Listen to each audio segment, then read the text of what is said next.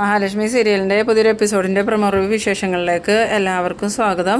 അങ്ങനെ നമ്മളുടെ മേഘൻ്റെ നിർദ്ദേശപ്രകാരം സാഗർ ഓടിക്കുന്ന തോമസ് ഡോക്ടറുടെ വണ്ടിയിൽ ആ ഒരു ഗുണ്ടകൾ കൊണ്ടുവന്നിട്ട് എന്തോ ഒരു സാധനം വെക്കുന്നുണ്ട്. അതെന്താണെന്നുള്ളത് ഇപ്പോൾ കാണിക്കുന്നില്ല. പിന്നീട് നമ്മളുടെ മേഘനാഥനെ വിളിച്ചിട്ട് ആ ഗുണ്ടകൾ പറയുന്നുണ്ട്, സാറ് പറഞ്ഞതുപോലെ തന്നെ ഞങ്ങളെല്ലാം ഏർപ്പാട് ചെയ്തിട്ടുണ്ട്, എത്രയും പെട്ടെന്ന് അവരെ പോലീസിനെയും കൊണ്ട് പിടിപ്പിക്കണമെന്ന്. ആ സമയം മേഘനാഥനാണെങ്കിൽ പോലീസ് സ്റ്റേഷനിലേക്ക് വിളിച്ചിട്ട് വിവരങ്ങൾ പറയുന്നുണ്ട്. പിന്നീട് കാണിക്കുന്നത് നമ്മളുടെ കണ്ണനും മഹാലക്ഷ്മി മോഹിനിയും കൂടി സദ്യ കഴിക്കുകയാണ്. അവരാണെങ്കിൽ നല്ല സന്തോഷത്തോടു കൂടി ആസ്വദിച്ചിരുന്നാണ് കഴിക്കണം. ആ സമയത്ത് കണ്ണൻ പറയുന്നുണ്ട്, എന്നാലും ഇന്ന് അമ്മയുടെ പിറന്നാളായിട്ട് അച്ഛനും കരുണയ്ക്കും മുത്തശ്ശിക്കും നമ്മളുടെ ഒപ്പം ഇരുന്ന് കഴിക്കായിരുന്നു എന്ന് പറയുമ്പോൾ മോഹിനി പറയുന്നുണ്ട്, അവരെ ഞാൻ ഒരുപാട് നിർബന്ധിച്ചതാ മോനെ, അവനക്ക് താല്പര്യമില്ല, എന്തായാലും പിന്നെ നിർബന്ധിച്ച് കൊണ്ടുനിരുത്താനൊന്നും പറ്റില്ലല്ലോ, നമ്മൾ കഴിച്ചതിന് ശേഷം അവർ കഴിച്ചോളുന്നു. ഈ സമയത്ത് പ്രതാപനും പ്രതാപൻ്റെ അമ്മയും കരുണയാണെങ്കിൽ മാറി നിന്ന് ഇവർ ഭക്ഷണം കഴിക്കുന്നതൊക്കെ നോക്കിക്കൊണ്ട് നിൽക്കുന്നുണ്ട്.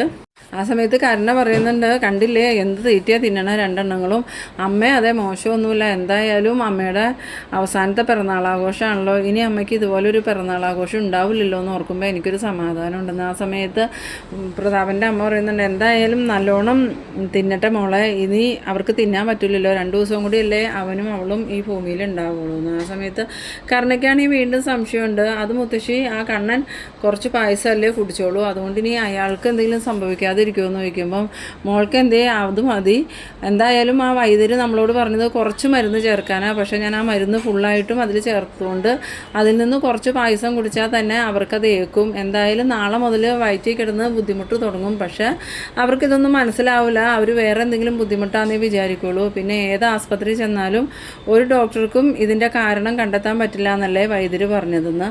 ആ സമയത്ത് കരുണ പറയുന്നുണ്ട്, ഇനിയിപ്പോൾ അവർക്കെങ്ങാനും മനസ്സിലാവുമോ എന്ന് ചോദിക്കുമ്പം ഇല്ല മോളെ, ഒരിക്കലും മനസ്സിലാവില്ല, അതുമാത്രമല്ല ആ മരുന്നിന് മറുമരുന്നായിട്ട് വൈദ്യരുടെ കയ്യിൽ മാത്രമേ മരുന്നുള്ളൂ, വേറെ ആരുടെയും കയ്യിൽ അതിനുള്ള മറുമരുന്നില്ല, അതുകൊണ്ട് തന്നെ അവൻ്റെയും അവളുടെയും കാര്യത്തിൽ തീരുമാനമായിന്ന്.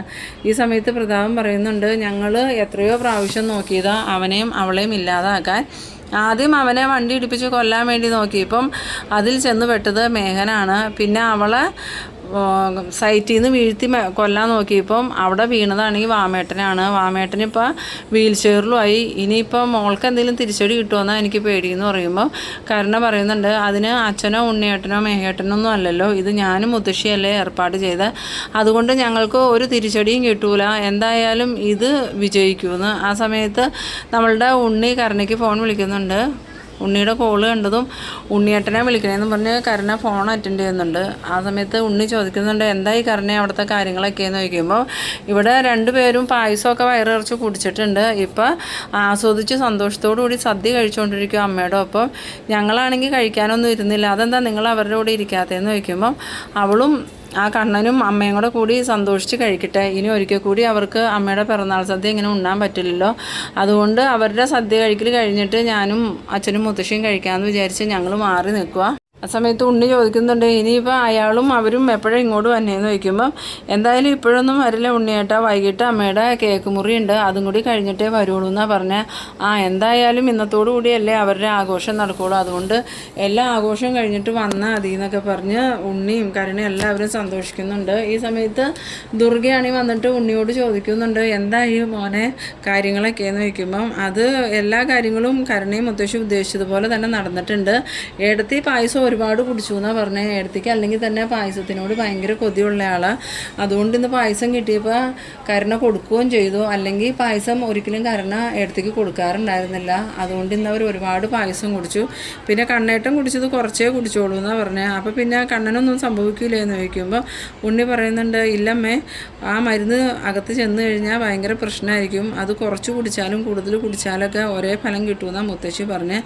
എന്തായാലും അവരുടെ 2 പേരുടെയും കാര്യത്തിലൊരു തീരുമാനമായി, ഈ വിവരം അറിയുമ്പോൾ അമ്മാവനും മേഘേട്ടനൊക്കെ ഒരുപാട് സന്തോഷമാവുമെന്ന് പറയുന്നു. ആ സമയത്ത് ദുർഗ പറയുന്നുണ്ട്, മേഘനിപ്പോൾ എന്തോരം സന്തോഷമായിട്ട് തന്നെ കാര്യം, ഇനി അവനക്ക് കുടുംബവുമായിട്ട് ഒരു ബന്ധമില്ലല്ലോ, മഞ്ജു അത്രയ്ക്ക് വലിയ കൊലച്ചതിയല്ലേ ചെയ്തതെന്ന് ചോദിക്കണം. ആ സമയത്ത് ഉണ്ണി പറയുന്നുണ്ട്, എന്നാലും അവൾ ഇതുപോലെ ഒരു ചതി ചെയ്യുമെന്ന് നമ്മൾ ഒരിക്കലും പ്രതീക്ഷിച്ചില്ലല്ലോ എന്ന് പറയുമ്പോൾ ദുർഗ പറയുന്നുണ്ട്, അതിന് മഞ്ജുവിനെ കുറ്റം പറയാനും പറ്റില്ല, അവൻ്റെ കയ്യിലിരിപ്പ് കൊണ്ടല്ലേ ഇങ്ങനെയൊക്കെ സംഭവിച്ചത്, വിവാഹത്തിന് മുമ്പ് കണ്ണനും മഹാലക്ഷ്മിയും മഞ്ജുവിനോട് ഒരുപാട് പറഞ്ഞതാ ഈ വിവാഹം വേണ്ടാന്ന്. അന്ന് മഞ്ജു അവരെയൊക്കെ ധിക്കരിച്ച് മേഘനെ വിവാഹം കഴിച്ചു. അപ്പോൾ മേഘൻ ചിന്തിക്കണ്ടായിരുന്നു, കണ്ണനും മഹാലക്ഷ്മിക്കും ഇഷ്ടമല്ലാഞ്ഞിട്ടും മഞ്ജു മേഘനെ തന്നെ വിവാഹം കഴിക്കണമെന്ന് വാശി പിടിച്ചപ്പം അവളെ ചതിക്കരുതെന്നുള്ളൊരു ചിന്ത അവനക്ക് ഉണ്ടായില്ലല്ലോ. അവൻ തന്നെ അവൻ്റെ നാശത്തിന് കാരണക്കാരെന്ന്. ആ സമയത്ത് ഉണ്ണി പറയുന്നുണ്ട്, ഇപ്പം മേഘേട്ടൻ എന്തെങ്കിലും തെറ്റ് ചെയ്താൽ തന്നെ അതൊക്കെ കണ്ടില്ല കേട്ടില്ല എന്ന് കരുതി മഞ്ജുവിന് മേഘേട്ടൻ്റെ കൂടെ തന്നെ ജീവിക്കായിരുന്നല്ലോ എന്ന് പറയുമ്പം ദുർഗ ചോദിക്കുന്നുണ്ട്, നീ ഇതുപോലെ എന്തെങ്കിലും തെറ്റ് ചെയ്താൽ നിൻ്റെ ഭാര്യ നിൻ്റെ കൂടെ ജീവിക്കുമെന്ന് നിനക്ക് തോന്നുന്നുണ്ടോ? കരുണയാണെങ്കിൽ മിക്കവാറും നിന്നെ കൊന്നിട്ടേ ഇവിടുന്ന് പോവുള്ളൂ. അത് കേട്ടതും ഉണ്ണി ഇങ്ങനെ മനസ്സിൽ ചിന്തിക്കുന്നുണ്ട്, അതമ്മ പറഞ്ഞത് നേരെ. അല്ലെങ്കിൽ തന്നെ കരുണയ്ക്ക് ഇപ്പോഴേ എന്നെ ഒരു വിലയില്ല. ഇനിയിപ്പോൾ ഞാൻ മേഘേട്ടനെ കൂട്ട് എന്തെങ്കിലും ചെയ്തു എന്ന് പറഞ്ഞാൽ കരുണയും കരുണയുടെ അച്ഛനും മുത്തശ്ശിയും കൂടി എന്നെ കൊന്നു കളയാനും മടിക്കൂല. പിന്നീട് കാണിക്കുന്നത് കരുണേനെയാണ്. കരുണയാണെങ്കിൽ മഹാലക്ഷ്മിയും കണ്ണനും പായസം കുടിച്ചതിൻ്റെ സന്തോഷത്തിൽ ഇനിയിപ്പോൾ എന്തായാലും എൻ്റെ പായസം തണുത്തിട്ടുണ്ടാവും, ഞാനതെടുത്ത് കുടിക്കട്ടെ മുത്തശ്ശി എന്ന് പറഞ്ഞുകൊണ്ട് വേഗം തന്നെ പോയി ഫ്രിഡ്ജിൽ നിന്ന് പായസം എടുത്തുകൊണ്ട് കുടിക്കുന്നുണ്ട്. ആ സമയത്ത് മുത്തശ്ശിയും പറയുന്നുണ്ട്, എന്തായാലും മോൾക്ക് ഇപ്പോഴെങ്കിലും സന്തോഷത്തോടു കൂടി പായസം കുടിക്കാൻ പറ്റിയില്ലോ, മോള് ആ പായസം മുഴുവൻ കുടിച്ചോ, വയറ് നിറയട്ടെ. ആ സമയത്ത് നമ്മുടെ കരുണ പറയുന്നുണ്ട്, ഇന്നത്തെ പായസത്തിന് ഒരു പ്രത്യേക ടേസ്റ്റ് ഉണ്ടല്ലോ മുത്തശ്ശി എന്ന് പറയുമ്പോൾ, അതെങ്ങനെയാണ് അവൾ അമ്പലത്തിൽ വഴിപാടായിട്ട് കഴിച്ച പായസം അല്ലേ, അതിന് ടേസ്റ്റ് ഇല്ലാണ്ടിരിക്കുമോ? മോൾക്ക് എന്തായാലും ഇഷ്ടപ്പെട്ടില്ലേ, മോളത് കുടിച്ചോ. ഇനിയിപ്പോൾ അവളുടെയും ആ കണ്ണൻ്റെയും കാര്യം ഓർത്ത് മോൾ ടെൻഷനാവുമോന്നും വേണ്ട, 2 ദിവസത്തിനുള്ളിൽ കമലേശ്വരത്തെ എല്ലാ അധികാരവും മോൾക്കും ഉണ്ണിക്കുട്ടനും കിട്ടുമെന്ന്. നമ്മളുടെ കരുണയാണെങ്കിൽ ആ പായസം മൊത്തം ആസ്വദിച്ച് കുടിക്കുന്നുണ്ട്. പക്ഷേ കരുണ അറിയണില്ല, കരുണ വിഷം ചേർത്ത പായസം തന്നെ കുടിച്ചുകൊണ്ടിരിക്കണേന്ന്. പിന്നീട് വൈകിട്ടായപ്പം നമ്മളുടെ മഹാലക്ഷ്മി ഓർഡർ ചെയ്ത കേക്കുമായിട്ടൊരു പയ്യൻ വരുന്നുണ്ട്. ആ കേക്ക് കിട്ടിയതും മഹാലക്ഷ്മി എന്നാൽ നമുക്ക് കേക്ക് മുറിച്ചാലോ അമ്മയെന്ന് ചോദിക്കണം. ആ സമയത്ത് മോഹിനി എന്നാൽ കേക്ക് മുറിക്കാൻ ഞങ്ങൾക്ക് പോവുകയും ചെയ്യണം അമ്മ, എന്നാൽ വേഗം കേക്ക് മുറിക്കുന്ന കണ്ണനും പറയുന്നുണ്ട്. അങ്ങനെ എല്ലാവരും കൂടി ചേർന്ന് കേക്കൊക്കെ മുറിച്ചിട്ട് മഹാലക്ഷ്മിയുടെയും കണ്ണൻ്റെയും വായിൽ മോഹിനി കേക്ക് വെച്ച് കൊടുക്കുന്നുണ്ട്. ഇതേ സമയം കരുണയ്ക്കും മുത്തശ്ശിക്കൊക്കെ കൊടുക്കാൻ പോകുമ്പം അവർ അതിനോട് അത്ര ഇഷ്ടമില്ലെങ്കിലും കണ്ണൻ്റെയും മഹാലക്ഷ്മിയുടെയും മുമ്പിൽ വേറെ കുഴപ്പമൊന്നുമില്ല കാണിക്കാൻ വേണ്ടിയിട്ട് മോഹിനിയുടെ അടുത്തുനിന്ന് സന്തോഷത്തോടു കൂടി കേക്കൊക്കെ മേടിച്ച് കഴിക്കുന്നുണ്ട്. എന്നിട്ട് കണ്ണനും മഹാലക്ഷ്മി മോഹിനി എല്ലാവരും നിൽക്കുന്ന ഫോട്ടോ നമ്മളുടെ പ്രതാപന് എടുക്കുന്നുണ്ട്. ആ സമയത്ത് പ്രതാപൻ്റെ അമ്മ പറയുന്നുണ്ട്, എന്തായാലും സന്തോഷിക്കട്ടെ, ഇനി ഇതുപോലെ ഒരു ആഘോഷം അവരുടെ ജീവിതത്തിൽ ഉണ്ടാവില്ലല്ലോ, അതുകൊണ്ട് സന്തോഷിക്കാവുന്നതിൻ്റെ പരമാവധി സന്തോഷിക്കട്ടെ എന്ന് പറയുന്നു. അതിനുശേഷം നമ്മളുടെ കരുണ ഉണ്ണിക്ക് വിളിച്ചിട്ട് പറയുന്നുണ്ട്, ഇനിയിപ്പോൾ ഉണ്ണിയേട്ടൻ കണ്ണേട്ടൻ്റെ സീറ്റിലിരിക്കാനുള്ള തയ്യാറെടുപ്പ് നടത്തിക്കോ, ഞാൻ ആ ലക്ഷ്മിയുടെ കസേരയിൽ ഇരിക്കാനുള്ള തയ്യാറെടുപ്പും തുടങ്ങിക്കോളാം.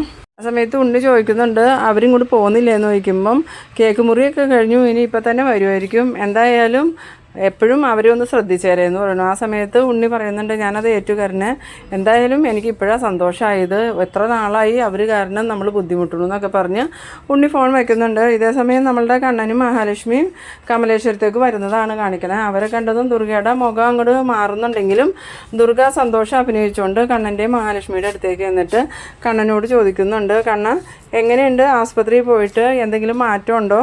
ആ സമയത്ത് കണ്ണൻ പറയുന്നുണ്ട്, ഒരു മാറ്റമില്ല, അതെങ്ങനെയാണ്, വർഷങ്ങളോളം ഞാൻ വിഷമല്ലേ കഴിച്ചുകൊണ്ടിരുന്നത്, നേരത്തെ ഞാൻ നല്ല മരുന്ന് കഴിച്ചിരുന്നെങ്കിൽ എനിക്കിപ്പോൾ എഴുന്നേറ്റ് നടക്കാൻ പറ്റിയേനെ, തോമസ് ഡോക്ടറും അത് തന്നെയാണ് പറഞ്ഞ, മരുന്ന് മാറി തന്നതുകൊണ്ട് എനിക്കിനി എഴുന്നേറ്റ് നടക്കാനൊന്നും പറ്റില്ല എന്നാണ് ഡോക്ടർ പറഞ്ഞതെന്ന്.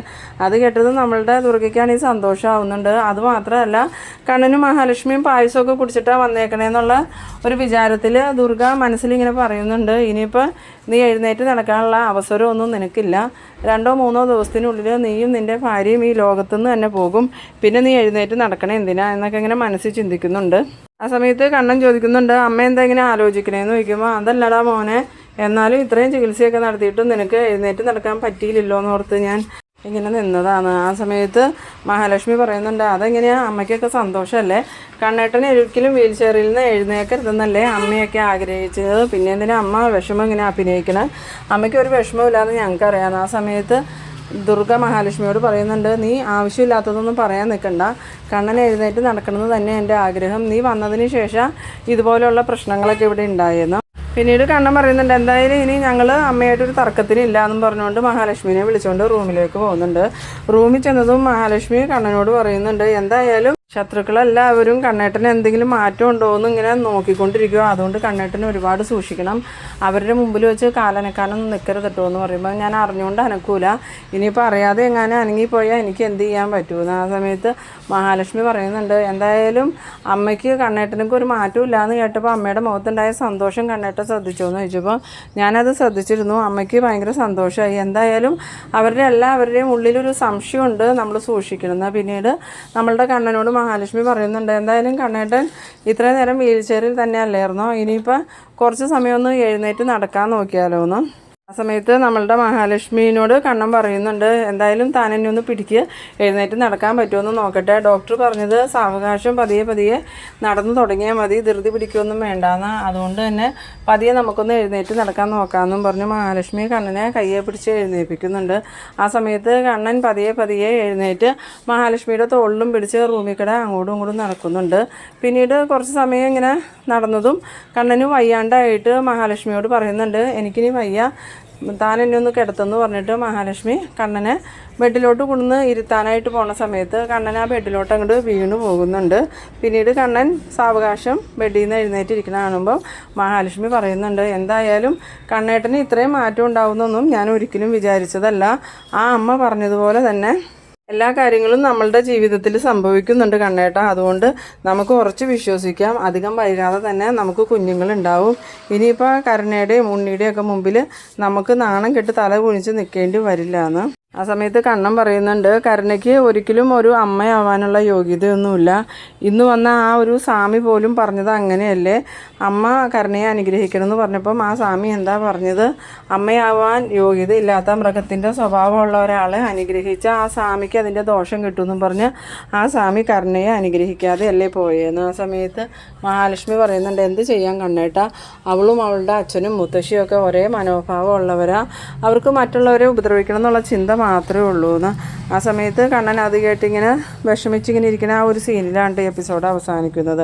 അപ്പോൾ നിങ്ങളെൻ്റെ വീഡിയോ ആദ്യമായി കാണുന്നവരാണെങ്കിൽ എൻ്റെ ചാനലൊന്ന് സബ്സ്ക്രൈബ് ചെയ്യാനും ഇഷ്ടമായ ലൈക്ക് ചെയ്യാനും ഷെയർ ചെയ്യാനും മറക്കരുത്. അടുത്തൊരു എപ്പിസോഡുമായിട്ട് നമുക്ക് വീണ്ടും കാണാം. അതുവരേക്കും ബൈ ബൈ.